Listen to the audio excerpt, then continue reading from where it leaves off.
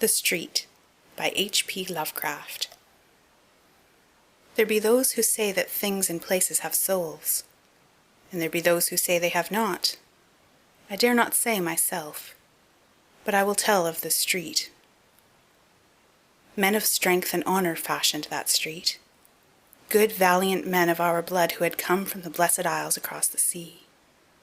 At first it was but a path trodden by bearers of water from the woodland spring to the cluster of houses by the beach.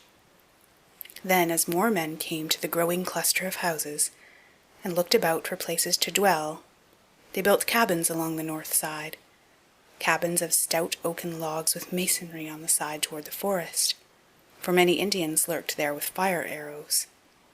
And in a few years more, men built cabins on the south side of the street.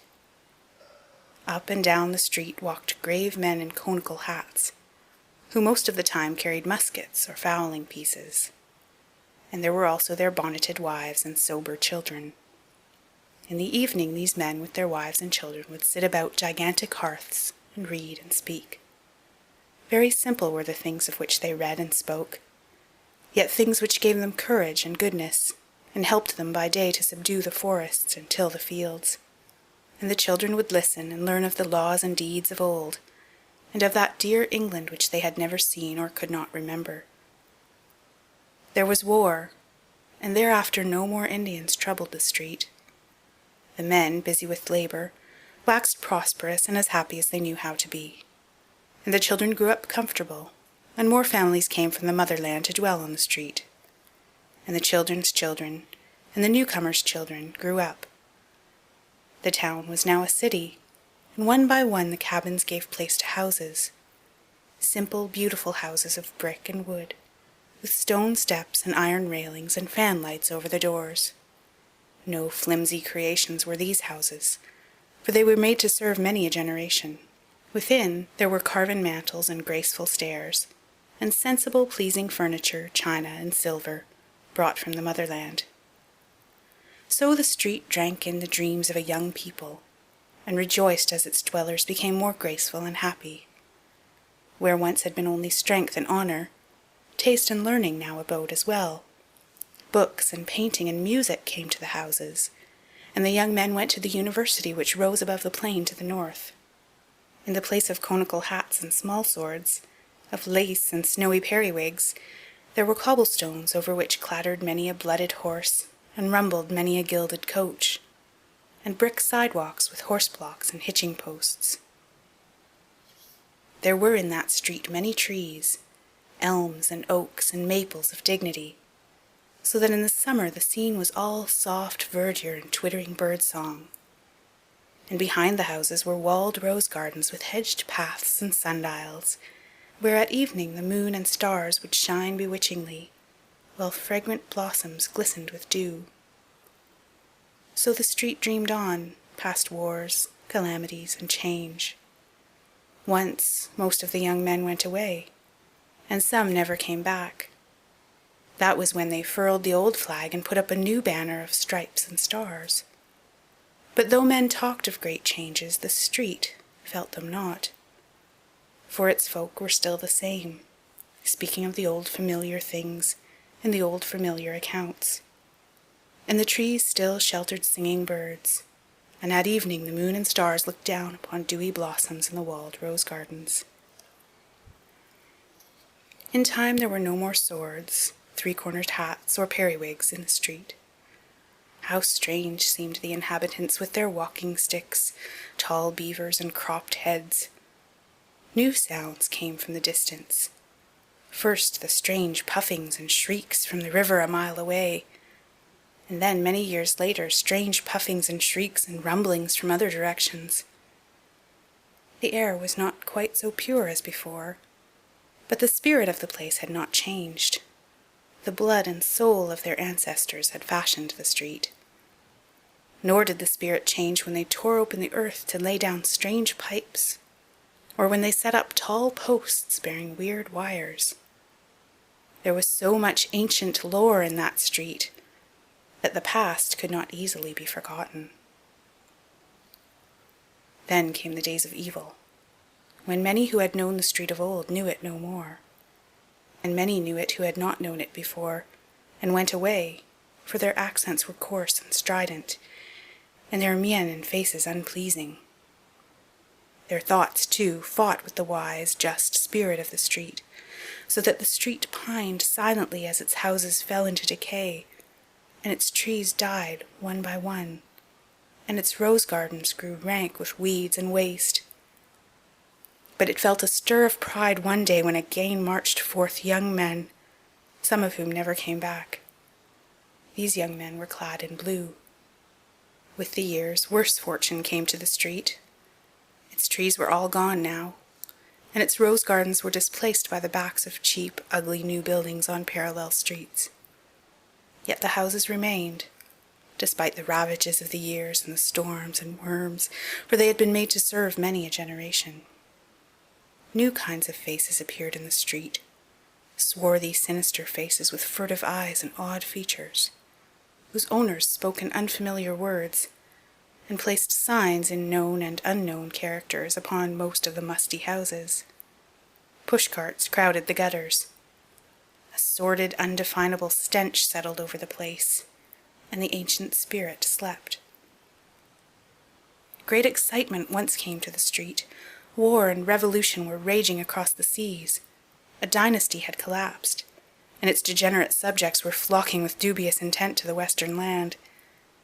Many of these took lodgings in the battered houses that had once known the songs of birds and the scent of roses. Then the western land itself awoke, and joined the motherland in her titanic struggle for civilization. Over the cities once more floated the old flag, companioned by the new flag, and by a plainer yet glorious tricolour. But not many flags floated over the street, for therein brooded only fear and hatred and ignorance. Again young men went forth, but not quite as did the young men of those other days. Something was lacking, and the sons of those young men of other days, who did indeed go forth in olive drab with the true spirit of their ancestors, went from distant places, and knew not the street and its ancient spirit. Over the seas there was a great victory, and in triumph most of the young men returned. Those who had lacked something lacked it no longer. Yet did fear and hatred and ignorance still brood over the street, for many had stayed behind, and many strangers had come from distant places to the ancient houses, and the young men who had returned dwelt there no longer. Swarthy and sinister were most of the strangers, yet among them one might find a few faces like those who fashioned the street and moulded its spirit. Like and yet unlike, for there was in the eyes of all a weird, unhealthy glitter as of greed, ambition, vindictiveness, or misguided zeal. Unrest and treason were abroad amongst an evil few who plotted to strike the western land its death blow, that they might mount to power over its ruins, even as assassins had mounted in that unhappy frozen land from whence most of them had come. And the heart of that plotting was in the street, whose crumbling houses teemed with alien markers of discord, and echoed with the plans and speeches of those who yearned for the appointed day of blood, flame, and crime. Of the various odd assemblages in the street, the law said much but could prove little. With great diligence did men of hidden badges linger and listen about such places as Petrovich's Bakery, the squalid Rifkin School of Modern Economics, the Circle Social Club, and the Liberty Café. There congregated sinister men in great numbers, yet always was their speech guarded or in a foreign tongue. And still the old houses stood, with their forgotten lore of nobler, departed centuries, of sturdy colonial tenants, and dewy rose gardens in the moonlight. Sometimes a lone poet or traveller would come to view them, and would try to picture them in their vanished glory. Yet of such travellers and poets there were not many. The rumour now spread widely that these houses contained the leaders of a vast band of terrorists, who on a designated day were to launch an orgy of slaughter for the extermination of America and of all the fine old traditions which the street had loved. Handbills and papers flooded about filthy gutters, handbills and papers printed in many tongues and in many characters, yet all bearing messages of crime and rebellion. In these writings the people were urged to tear down the laws and virtues that our fathers had exalted, to stamp out the soul of the old America, the soul that was bequeathed through 1,500 years of Anglo-Saxon freedom, justice, and moderation. It was said that the swart men who dwelt in the street, and congregated in its rotting edifices, were the brains of a hideous revolution, that at their word of command many millions of brainless, besotted beasts would stretch forth their noisome talons from the slums of 1,000 cities, burning, slaying, and destroying till the land of our fathers should be no more. All this was said and repeated, and many looked forward in dread to the 4th day of July, about which the strange writings hinted much. Yet could nothing be found to place the guilt. None could tell just whose arrest might cut off the damnable plotting at its source. Many times came bands of blue-coated police to search the shaky houses, though at last they ceased to come. For they too had grown tired of law and order, and had abandoned all the city to its fate. Then men in olive drab came, bearing muskets, till it seemed as if in its sad sleep the street must have had some haunting dreams of those other days, when musket-bearing men in conical hats walked along it from the woodland spring to the cluster of houses by the beach. Yet could no act be performed to check the impending cataclysm, for the swart, sinister men were old and cunning. So the street slept uneasily on, till one night there gathered in Petrovich's bakery, and the Rifkin School of Modern Economics, and the Circle Social Club, and Liberty Cafe, and in other places as well, vast hordes of men whose eyes were big with horrible triumph and expectation. Over hidden wires, strange messages travelled, and much was said of still stranger messages yet to travel. But most of this was not guessed till afterward, when the western land was safe from the peril.